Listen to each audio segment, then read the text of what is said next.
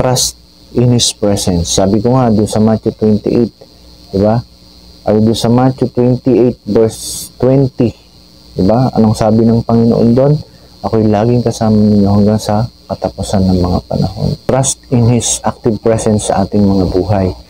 Paghawakan natin yung bagay na yun na sinabi ng ating Panginoon na tayo ay laging kasama niya hanggang sa katapusan ng mga panahon.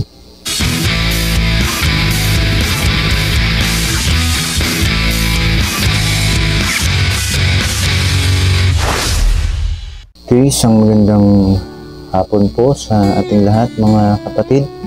Welcome po muli to my channel Bro Archie TV. Sa hapon na ito, ang nais kong ibahagi sa inyo ay yung nandoon sa Philippians 4:13. I can do all things through Him who give me strength. Manalangin tayo sandali. Sa oras na ito, Ama, salamat po Panginoon sa inyong kabutihan sa aming buhay. Tumiyagat na kayo dakila sa diyang makapagod. Pagpalain nila ang iyong mga salita sa mga oras na ito. Maging pagpapala sa mga tao, Panginoon, na makaririnig ng mga bagay na ito na aking ibabahagi sa mga oras na ito. Ito ang samitaas sa aming mga buhay sa pangalan ni Jesus. Amen.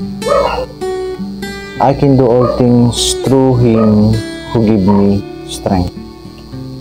In Philippians 4:13, ang lahat ng ito'y magagawa ko dahil sa lakas na kaloob sa akin ni Kristo. Ito pong pahayag ni Pablo na ito ay is a powerful declaration of dependence on Christ. Di ba nga po, kung kinikilala natin yung ating mga limitasyon, alam natin na wala tayong magagawa kung wala ang ating Panginoon sa ating mga buhay. At kung tayo ay umaasa sa Kanyang kalakasan, kaya natin lagpasan kahit anumang mga challenges na mayroon tayo sa araw-araw.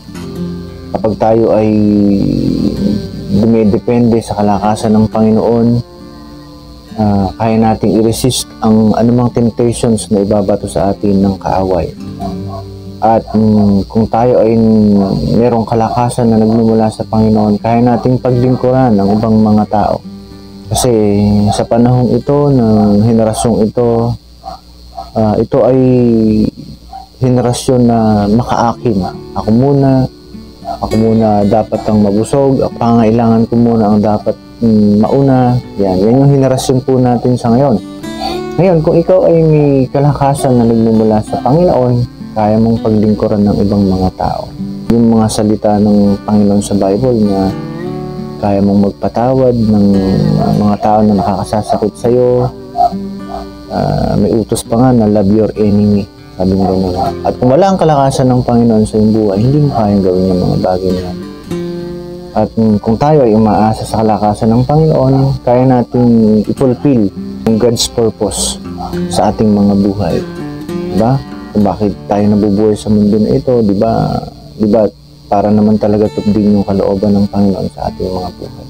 Ngayon, pag-aralan po natin yung How to Empowered by Christ. Kasi ang title ng mensaheng ito ay Empowered by Christ.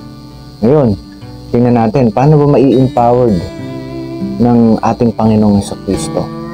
Unang-una, acknowledge your limitations. Sabi dun sa 2 Corinthians 12 verse 9, ganito ang kanyang sagot, ang pagpapala ko ay sapat sa lahat ng pangailangan mo, lalong nahahayag ang aking kapangyarihan kung ikaw ay mahina, kaya't buong galak kong ipagmamalaki ang aking mga kahinaan upang lalo kong madama ang kapangyarihan ni Kristo. And in verse 10, sabi niya po, dahil kay Kristo walang halaga sa akin kung ako may mahina, kutyain, pahirapan, usigin at magtiis. Sapagkat kung kailan ako lalong mahina, saka naman ako magiging malakas. Paano tayo may empowered ng ating Panginoong Jesucristo? I-acknowledge natin yung ating limitasyon.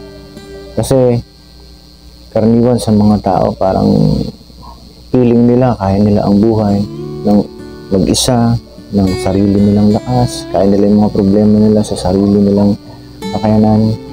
Pero iba ang buhay na nakaangkla sa Panginoon. paano tayo may empowered by Christ? Yun dapat i-acknowledge natin yung ating mga limitasyon. Kasi kung titignan natin, halimbawa, itong phone na ito, ano ang kabuluhan nito kung wala naman itong baterya?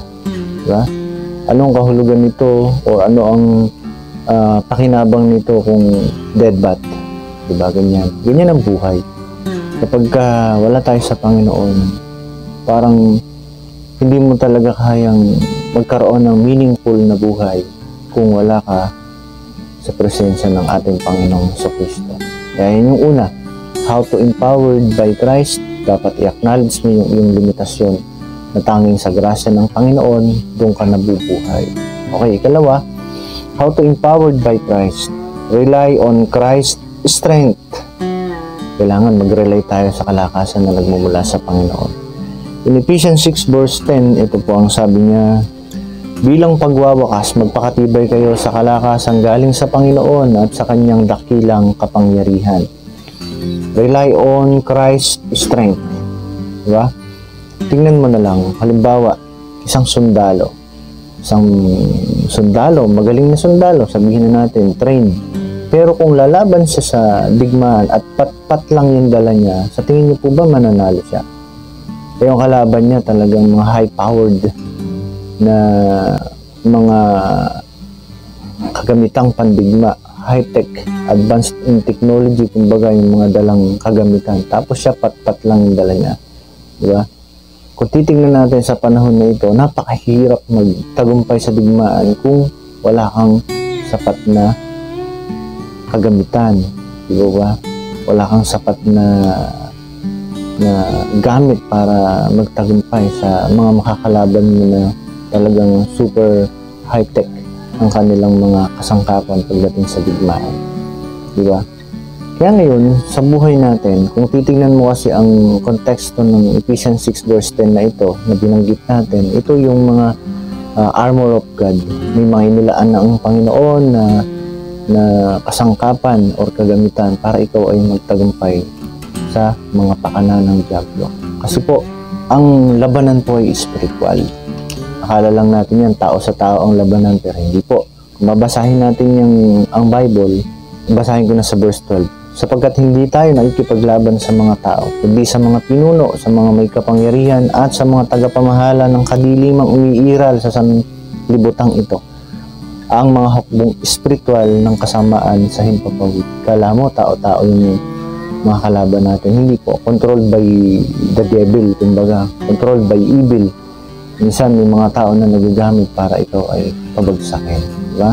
Kaya spiritual ang labanan. Kaya ngayon, hindi mo sila malalabanan physical sa physical, kundi kailangan natin talaga na mag-rely sa kapangyarihan ng ating Panginoon. Kasi spiritual na po ang labanan. We need to rely on Christ's strength.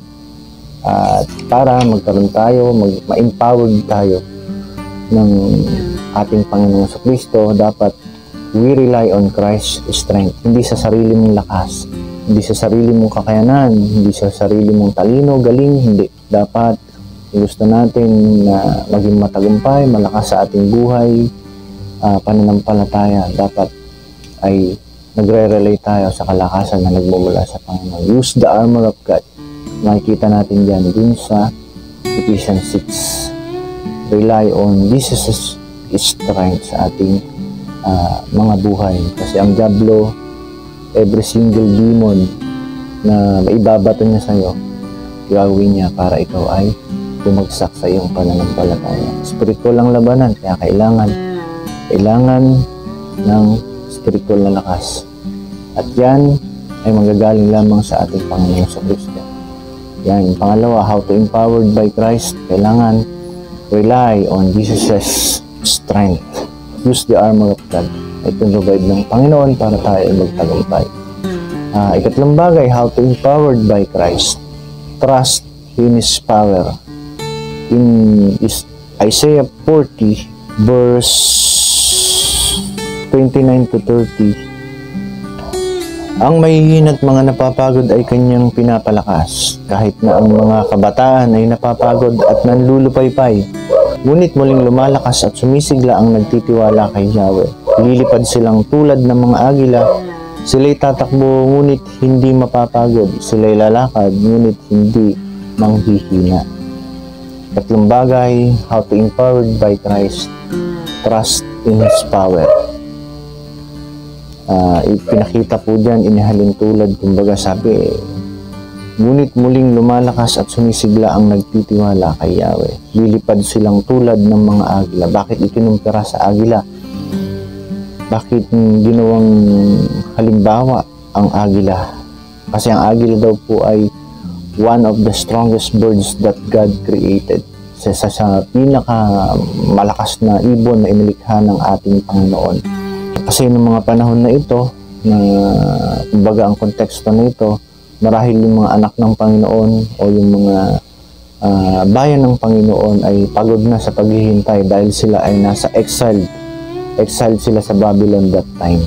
Siguro, pinangakuan sila na sabi, they will renew their strength by mounting up with wings as eagles.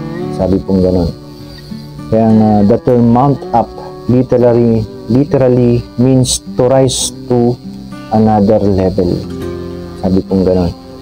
Dahil ang agila daw po ay can wait for the right wind and then soar. Diba? Ganyan yung behavior ng agila. Hihintay nila yung tamang hangin para sila ay makapamayagpag. So, similarly po, those who wait on God o yung tayo na umaasa sa ating Panginoon can use adversities to benefit them. Sabi kong ganun. Kaya tayo sa ating mga buhay, kung may mga pagkakataon man na dumadaan tayo sa mga hamon ng buhay, dumadaan tayo sa mga pagsubok ng buhay, kaya kalma lang po. Kasi habang nagtatagal tayo din sa sitwasyon na yun, marahil may itinuturo lang ang Panginoon na gusto niya na matutunan mo. At matutunan natin. Kasi ang paghihintay ay, it means trust in the Lord. It means trust in the Lord.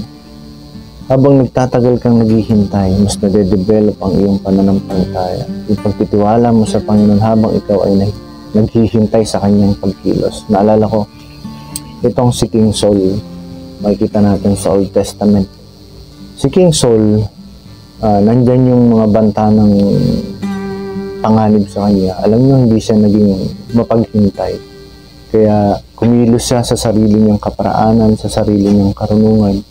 Yun yung naging isang cause din, kumbaga, na siya ay natanggal sa pagiging hari. Diba? Hindi siya naging mapaghintay sa Panginoon. Ginawa niya yung bagay na hindi dapat niya gawin.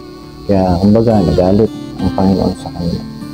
Kaya pag nagtatagal tayo sa mga mahihirap na sitwasyon, magtiwala sa Panginoon. Hope in the Lord, sabi gano'n. Marahil kaya tayo nagtatagal sa mga sitwasyon na maghihirap ng buhay. May mga pagkakataon na tinitignan ng Panginoon kung gaano kakatsaga maghintay sa kanyang pagkilos. Kasi may gusto siyang mangyari. May gusto siyang mangyari dun sa iyong paghihintay. Marahil kaya tulad ng mga bayan ng Diyos na naiinip marahil sa paghihintay dahil sa kanilang pagka-exile dun sa Babylon, marahil ganun din sa ating mga buhay ngayon. Kung tayo man nagtatagal sa mga sitwasyon ng buhay na mahihirap, marahil gusto kang dalhin ng Panginoon sa next level ng iyong buhay, next level ng iyong character, hubog niya ang iyong character. Kaya, how to empowered by Christ? Trust in His power. Magtiwala ka sa kapangyarihan ng Panginoon, maghintay ka sa ginagawa ng Panginoon sa iyong buhay, maghintay ka sa pagkilos ng ating Panginoon. Okay, ikaapat na how to empowered by Christ, surrender to His guidance. In Proverbs 3, verse 5 to 6, ito ang sabi ng Word of God. Kay Yahweh ka magtiwala buong puso at lubusan, at huwag kang mananangan sa sariling karunungan. Sa lahat ng iyong gawain, siyang ay alalahanin upang ika'y patnubayan sa iyong mga tatahakin. Yan, surrender to His guidance. How to empowered by Christ?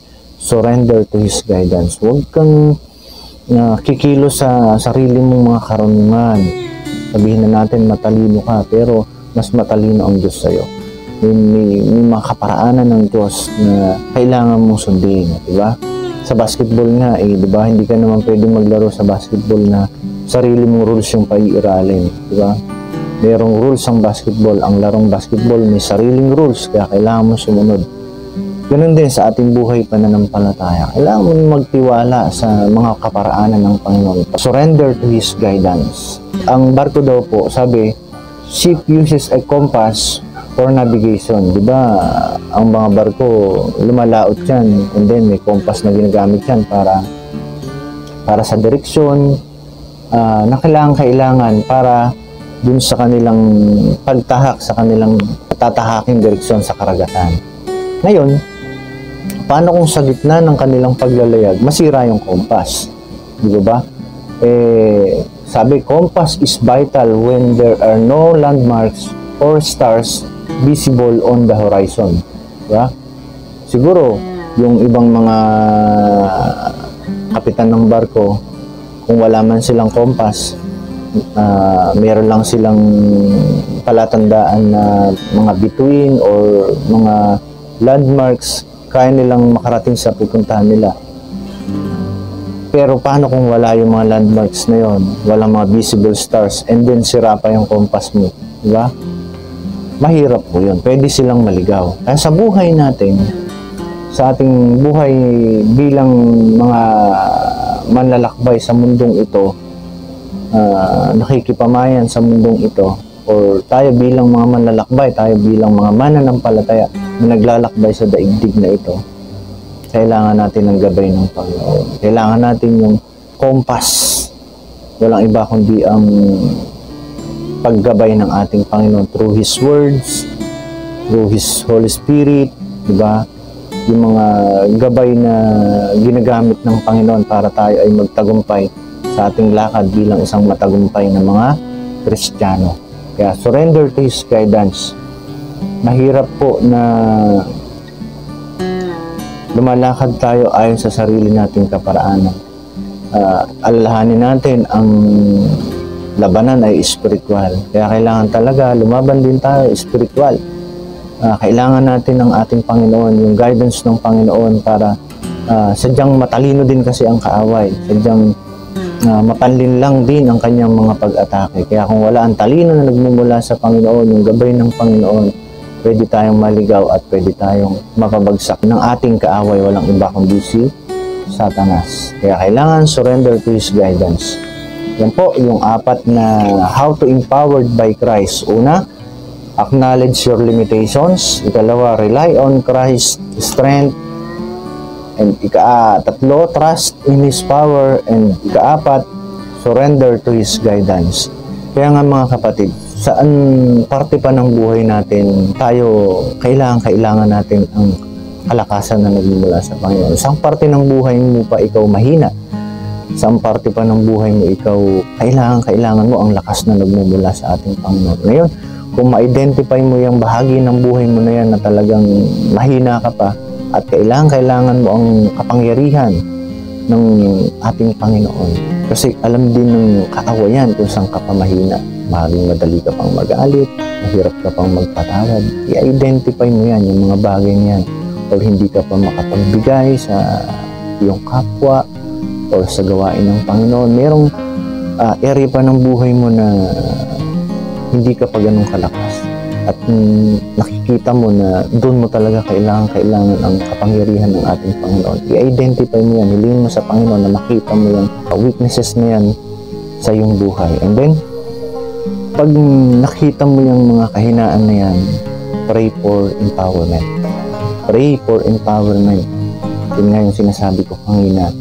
How to empowered by Christ. Yan yung mga nakita natin, 4 na puntos yan. Pwede natin i-apply ang mga bagay na ito at upang tayo ay makapanagumpay sa ating buhay, pananampalataya sa araw-araw. At trust in His presence. Sabi ko nga doon sa Matthew 28, diba? Ay doon sa Matthew 28 verse 20, Diba? Anong sabi ng Panginoon doon? Ako'y laging kasama ninyo hanggang sa katapusan ng mga panahon. Trust in His active presence sa ating mga buhay. Paghawakan natin yung bagay na yun na sinabi ng ating Panginoon na tayo ay laging kasama niya hanggang sa katapusan ng mga panahon. And then, take a step of faith, relying on Him. Kumbaga, humakbang sa pananampalataya na tutulungan ka ng Panginoon. Along the way, kumbaga, nakikita mo yung mga kahinaan mo at inihingi mo ng empowerment sa Kanya. Pag nakita na natin yan, nanalangin ka ng kalakasan na nagmumula sa Panginoon, take a step of faith. Lumakad ka sa pananampalataya na tutulungan ka ng Panginoon sa lahat ng mga kahinaan mo na isinusuko sa ating Panginoon. Manampalataya ka, natutulungan ka niya, na kaya mong magtagumpay sa mga kahinaan na yan dahil sa lakas na kaloob ng ating Panginoong Hesukristo. Kaya mga kapatid, sana po yung bagay na ito na aking naibahagi, dalangin ko po na sana tulungan ng Panginoon ang bawat isa sa atin na ang mga hamon ng buhay, ang mga bagay na nakapagpapahina sa atin, yung mga kahinaan natin, tulungan tayo ng Panginoon na i-empower niya tayo para tayo ay maging matagumpay na Kristiyano sa bawat araw. Kaya mga kapatid, salamat po sa pagtutok ninyo sa video na ito. Pinagpe-pray kita na tumututok sa mga videos na ito. Sana maging blessing sa inyo ang mga pagbabahagi na ito at God bless you. Sana bigyan ka ng buhay na matagumpay ng ating Panginoon. Maging pagpapala sa iyo ang mga video na ito para sa ikalalakas ng ating pananampalataya sa ating Panginoong Hesukristo. God bless you kapatid. Magandang hapon po muli. Glory to God.